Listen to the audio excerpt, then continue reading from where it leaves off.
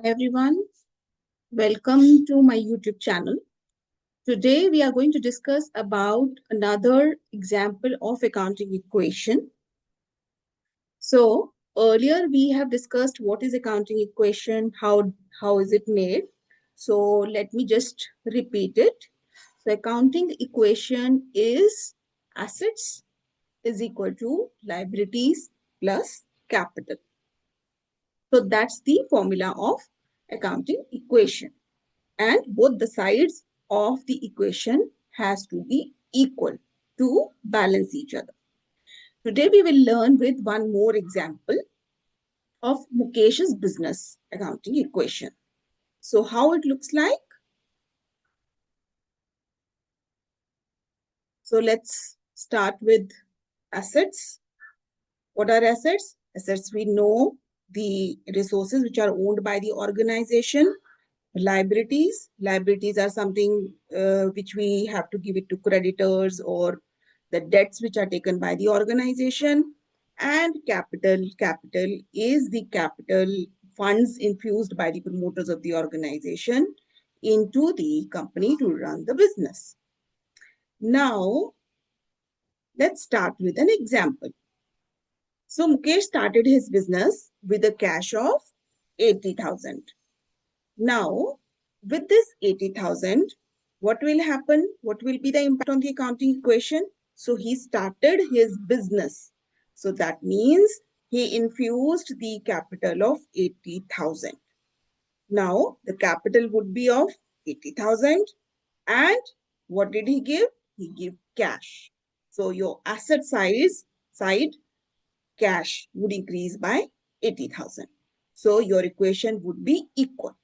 Asset, which is cash, 80,000 is equal to capital, which is 80,000. So both the sides of the equation would match.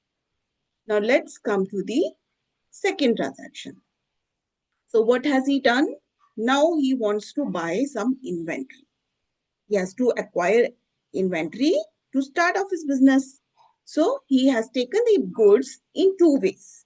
One with the cash purchases, another with the credit purchases. So we'll understand cash purchases first. So what did he do? He purchased goods for cash worth 28,000. Now when he purchased the goods, what will happen? Inventory would increase by 28,000. And what did he pay? Because he has bought it in cash. So he gave cash. So your cash would decrease by 28,000. So net on assets, there would be no impact because one side your cash is decreasing, the other side your inventory is increasing. So your assets would still remain at 80,000. Now let's look at the same example with the credit purchase. Now what he did, he purchased goods on credit worth 20,000. Now when he purchased the goods worth 20,000, the inventory would increase by 20,000. So your inventory would increase, but because he has bought the goods on credit basis, so your liability would increase because he has to pay to creditors. So on the liability side, you will have creditors of 20,000. Okay, so now the equation would be your 80,000. Earlier it was 80,000 assets. Now he has bought another 20,000 of inventory, which will make it to 1 lakh of the asset size. On the liability side, he will have 20,000 and a capital of 80,000. The total would be 1 lakh. Again, the equation would balance. Now let's understand next example. Now what he has done? He has invested in the fixed assets. So he has bought furniture worth of 6,000 rupees in cash. So with this transaction, what will happen? Furniture account would get debited and cash account would get credited. That means furniture would be a new asset which will get into the business. And what will happen when he will make the payment? it will decrease by 6,000 rupees. So the cash would decrease by 6,000. Now let's look at another example of operating revenue and expenses. Now what has he done? He has got some income and there are some expenses also in his business. So let's understand what is the transaction number 5 which he has entered.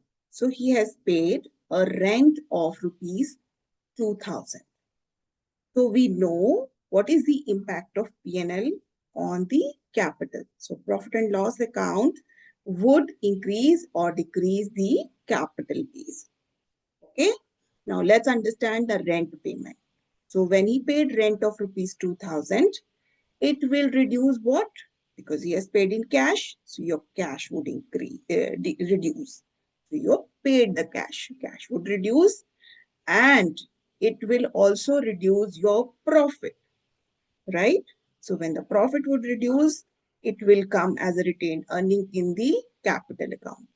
So the capital would also reduce by 2,000 rupees. So now you will see the capital at 78,000. Okay. Now let's see what is the impact of revenue on the accounting equation. So let's say he has received commission of rupees 500. He has done some work on the work. He has received the income of 500 rupees. What will happen? Since he has received the income in cash, so his cash would increase. So there would be a debit in the cash, plus in the cash. And similarly, because this cash would increase your profit, it's an income. So it will increase the capital base of the organization. So earlier the capital was 78,000. Now it will become 78,500.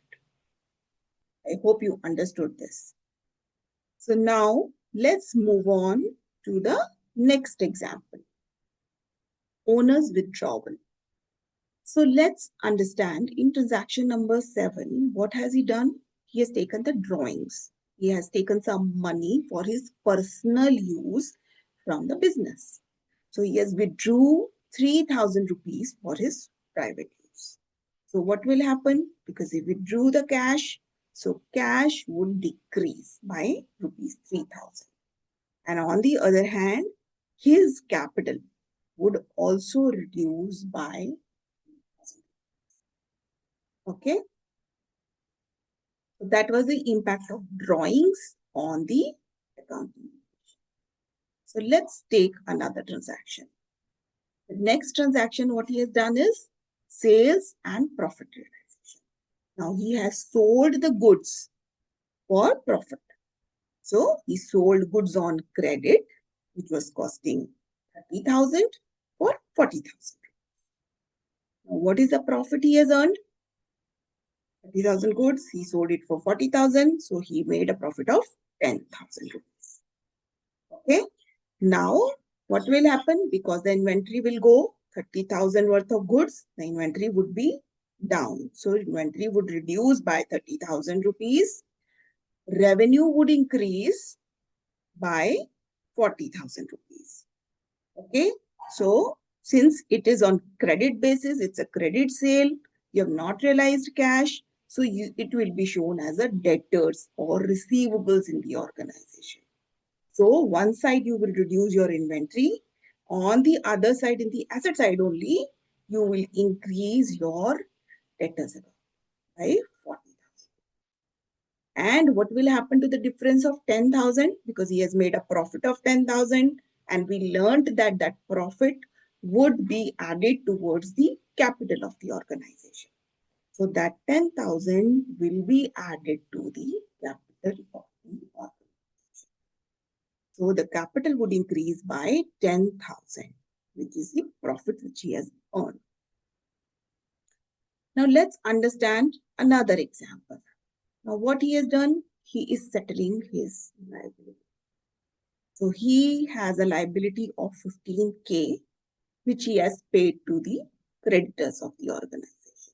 It is a part settlement of his liability. So what will happen when he will make the payment? So cash would go out. So cash would decrease by rupees 15,000. And creditor liability would also reduce by 15,000 because now he has settled the liability, part settlement of the liability.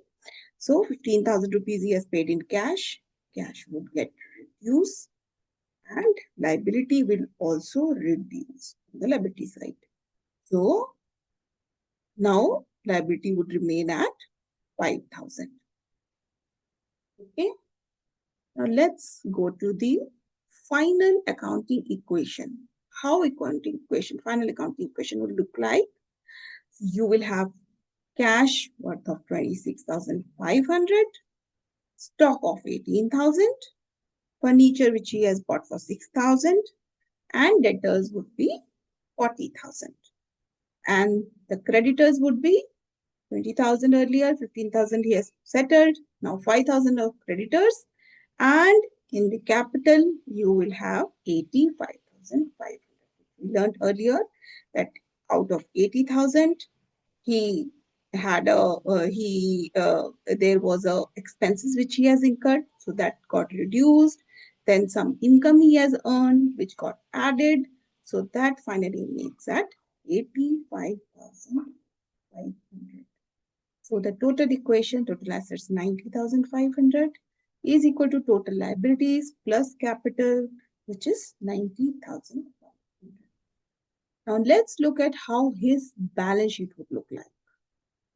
So if you see the balance sheet of Mukesh's organization, the assets would be cash worth 26,500, stock of 18,000, furniture worth of 6,000, debtors of 40,000, which will make 90,500.